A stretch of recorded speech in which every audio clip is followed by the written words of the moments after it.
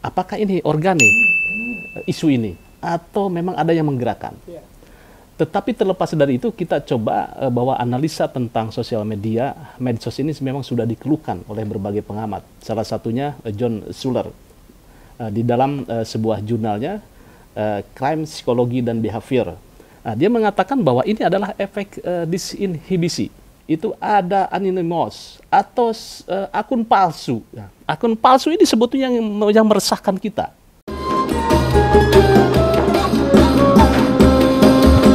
Sebagai praktisi media sosial yang followernya juga sudah ratusan ribu, apa yang bisa Anda lihat dari fenomena Gus Miftah ini atau polemik Gus Miftah di media sosial terutama? Kenapa ini bisa begitu bergulir? Bahkan arahnya adalah tadi yang disampaikan Bung Nono Suwarno, karakter assassination, pembunuhan karakter Gus Miftah. Apakah karena posisi Gus Miftah sebagai orang dekatnya presiden sehingga ini menjadi sasaran empuk untuk diserang, atau mungkin ada pihak-pihak lain yang memang ingin bermain itu, atau memang ini murni isu yang seksi saja? Ya, ini menarik pernyataan Mas Nono Suwarno. Apakah ini organik isu ini atau memang ada yang menggerakkan? Tetapi terlepas dari itu, kita coba bahwa analisa tentang sosial media, medsos ini memang sudah dikeluhkan oleh berbagai pengamat. Salah satunya John Schuller di dalam sebuah jurnalnya Crime, Psikologi, dan Behavior. Dia mengatakan bahwa ini adalah efek disinhibisi. Nah, jadi di mana efek ini memberikan seseorang itu merasa tidak bersalah ketika berada di sosial media.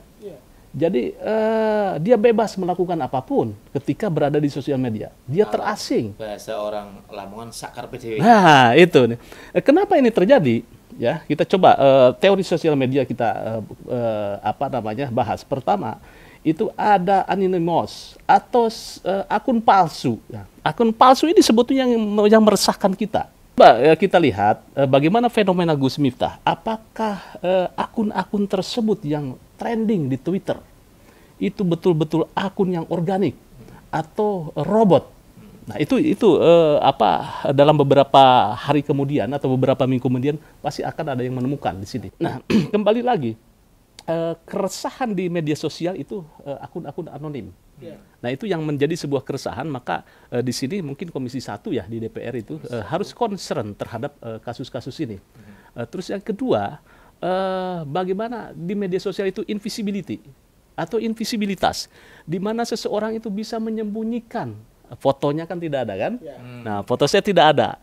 Kemudian saya mention di situ. Nah, mention kata-kata. Kemudian saya kabur. Kemudian kita nyepam. Nah, bisa jadi ini seseorang ketika menghujat Gus Miftah itu tidak tahu konteksnya, tidak tahu persoalannya, dan juga tidak mengenal Gus Miftah, tidak mengenal Pak Son Haji, terkena dari mirroringnya. Mirroring media sosial itu luar biasa. Kembali kepada tema bedah editorial ini, artinya kita itu harus bijak dalam menyikapi persoalan Gus Miftah di media sosial ini ya. Begitu riuhnya pembahasan ini, bahkan bullying, itu tidak bisa dimaknai bahwa ya memang itu pendapat umum yang sebenarnya ya. Jadi bijak bersosmed itu sebuah keharusan. Bagaimana literasi digital itu tidak hanya dimiliki oleh sebuah konten kreator, tetapi kepada netizen. Termasuk digital etik ya di situ. Kemudian digital culture, kemudian digital skill gitu ya. Saya yakin di Indonesia itu semua memiliki kemampuan itu, digital skill. Semua orang mampu membuat sebuah konten. Semua orang mampu memproduksi konten. Kemudian yang kurang di kita sebetulnya apa? Digital etik, etika digital. Ketika beretika digital, kita di ranah digital, kita merasa memandang, memaknai diri kita itu tidak hadir di realitas sosial yang ada, maka kita semaunya di situ, maka disitulah terjadi bullying.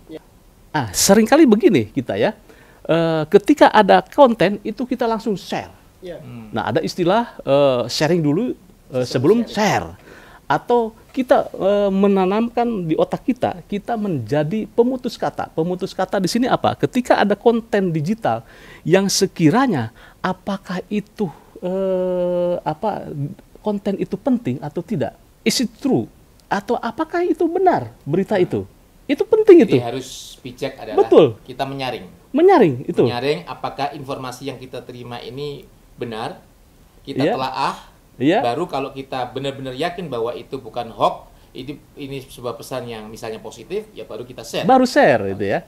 Nah, terus kemudian kedua, apakah konten tersebut kalau kita share itu memiliki dampak yang dahsyat terhadap orang tersebut atau terhadap masalah sosial? Artinya ketika suara yang di media sosial yang begitu banyak menghujat Gus Miftah, kalau itu memungkinkan bahwa itu tidak serta-merta suara masyarakat yang sebenarnya, Iya.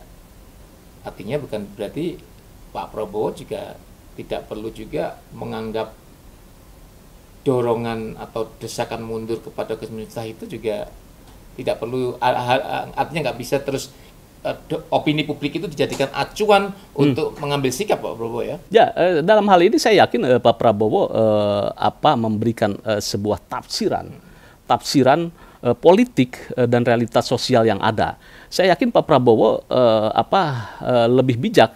Perlukah menurut Pak Yusuf DPR atau negara ini membuat aturan yang lebih baik lagi soal bagaimana bermedia sosial? Jadi media sosial ini menjadi sebuah dua sisi mata uang atau dua belah atau pisau bermata dua.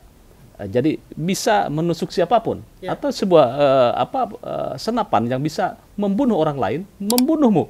Okay. Nah, ini kan luar biasa. Gus Miftah hadir di era sosial media dan dia besar di sosial media.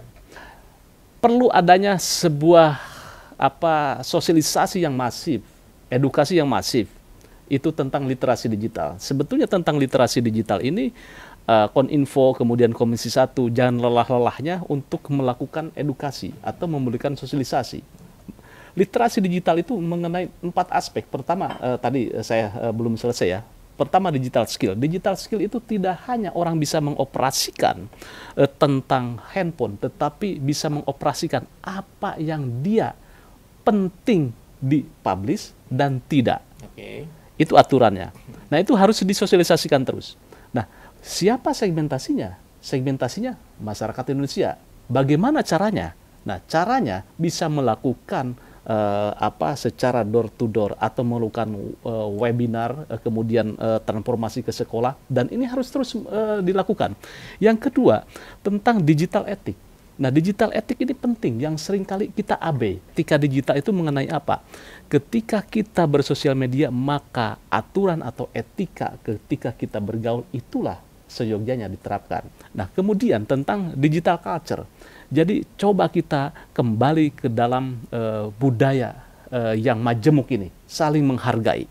Saya sangat meyakini nenek moyang kita itu orang yang menghargai satu sama yang lain. Tidak ada istilahnya bully membuli. Okay. Ketika kita berhadap-hadapan, tidak mungkin saya berbicara kasar. Nah, ketika di sosial media, orang itu seolah-olah bisa ya berkata apapun ke Charohim. Suka-suka. Karena apa? Tadi anonim atau akun palsu. Nah, ketika dia akun palsu, kemudian invisible kita tidak ada nongol di situ, maka saya merasa tidak bertanggung jawab terhadap kata-kata saya. Yeah. Nah, ini sebetulnya yang berbahaya. Ini yang harus terus digelorakan, yaitu tentang digital culture-nya kita kembali kepada Bhinneka Tunggal Ika. Okay. Nah, terus kemudian yang selanjutnya tentu gituan ya, digital culture, digital etik, kemudian digital skill, kemudian digital safety. Nah, itu banyak hal yang perlu dilakukan. Artinya PR terbesar dan musuh terbesar di Indonesia adalah tentang hoax, ujaran kebencian, dan juga fitnah di sosial media. Ini tidak main-main, Pak Charohim. Luar biasa. Sebuah negara akan terjadi disintegrasi ketika media sosial menggelorakan.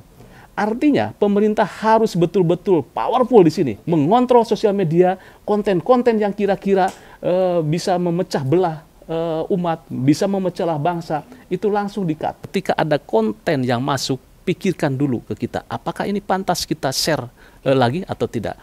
Dan terakhir, Charohim, jagalah, kendalikanlah jarimu, jempolmu. jangan sampai jari dan jempolmu lebih cepat dari otakmu. Luar biasa. Pemerintah tidak bisa membiarkan apa yang terjadi di media sosial yang luar biasa ini, harus disikapi dengan bijak, dengan aturan-aturan yang bagaimana ke depan penggunaan media sosial itu bisa jauh lebih baik lagi.